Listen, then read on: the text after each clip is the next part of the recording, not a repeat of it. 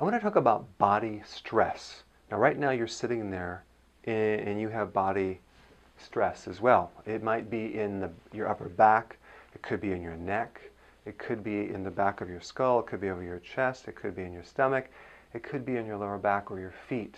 So body stress is a form of tension or a tightness that accumulates from many different stressors over time. So it could be from injury, it could be from surgery, ankle sprains, falling on your knee, falling on your tailbone, getting hit in the head with something, whiplash injuries, you name it. I mean, I remember as a child, I was very curious about things, so I wanted to see, I had a BB gun, and I wanted to see what it would feel like actually to shoot my toe. Don't ask me why I wanted to do that, but that was a big mistake. Actually, I wanted to shoot my toe and see if I could pull my foot away from the little BB coming out in time, and obviously you know what happened. I shot my toe and it really, really hurt. So that was an injury, created some tension. Of course, it was through my shoe, so it didn't really create any damage, but it did hurt. So there's many crazy things that people do as kids that end up hurting themselves. I remember going down the street, no hands. I hit a mailbox, flipped upside down. It's amazing that I'm still alive. I've been off motorcycles, off cliffs, hitting trees, wrapped myself around poles, telephone poles, all these things. I had wrestling injuries, fracturing a lot of different bones, including my neck, shoulder, and leg. So that would be an example of stressors. And then you have surgery, removing of your thyroid, your appendix, your tonsils. That would be a stress to the body.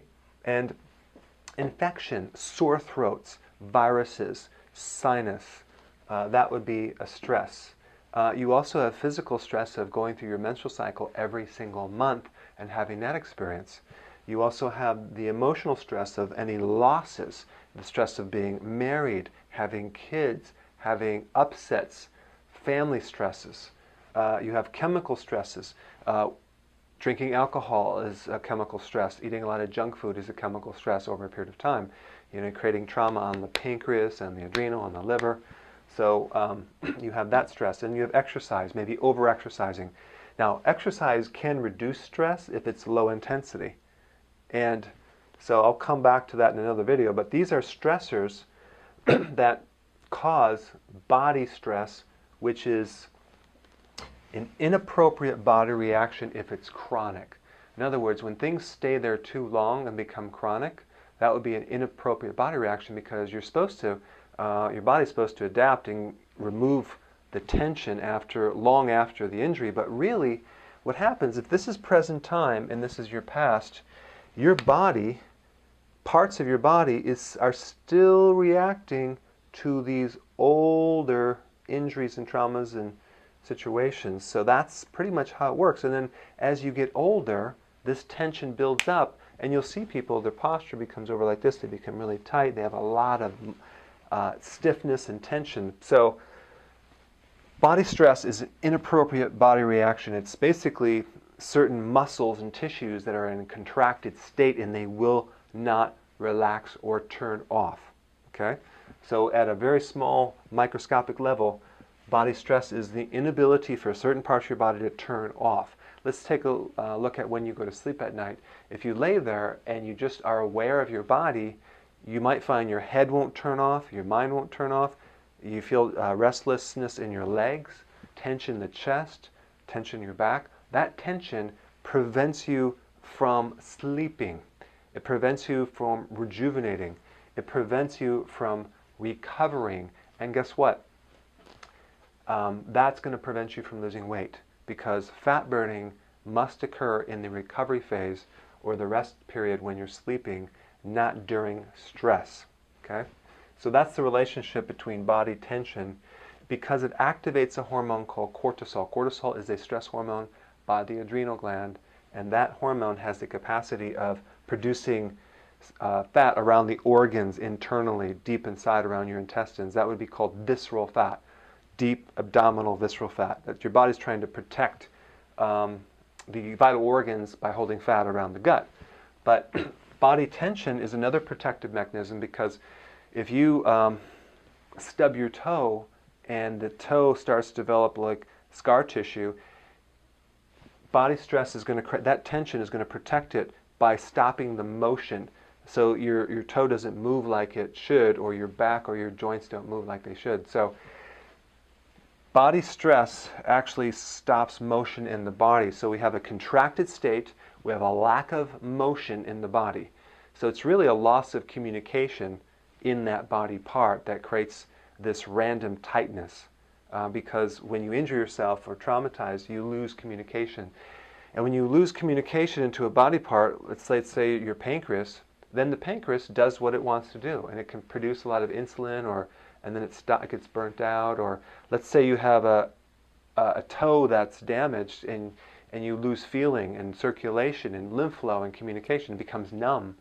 So old injuries stop motion and create tension and create a situation where you have a lack of healing in that body part.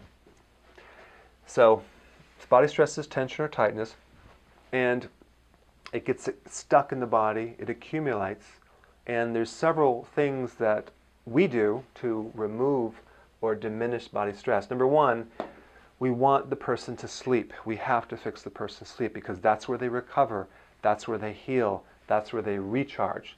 And in order to sometimes sleep, you have to remove the body stress. But then body stress does improve with sleeping, so we use acupressure to remove body stress as our main tool. So acupressure is a unique technique, and I developed it, so it's not traditional, it's not like working on the muscles generally. It's a specialized technique that I found that works on the turn-off mechanism and the turn-on mechanism. So you have this muscle that's not turning off, it's stuck on.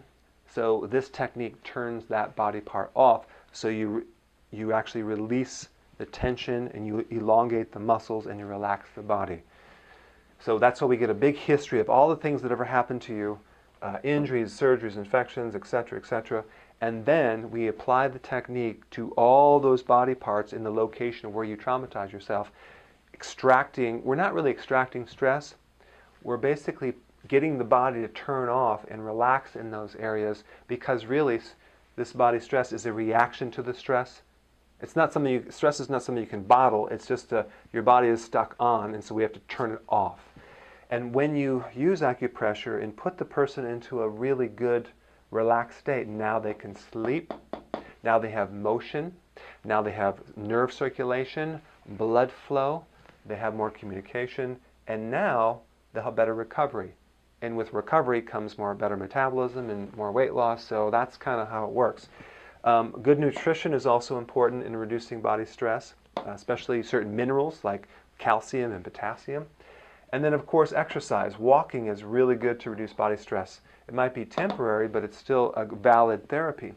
So we have sleeping, exercising, acupressure, we have nutrition, and changing of environment. Sometimes if you're in a job that's very, very stressful, you need to get another job. Change your environment. If you're in a marriage that's stressful, you have to change that situation. So you, just by going on a vacation, your change of environment is very good for body stress, and people sleep from that. So I just wanted to kind of create a little video on what body stress really is and the tools to extract this from the body by basically working and turning the body off and reducing tension.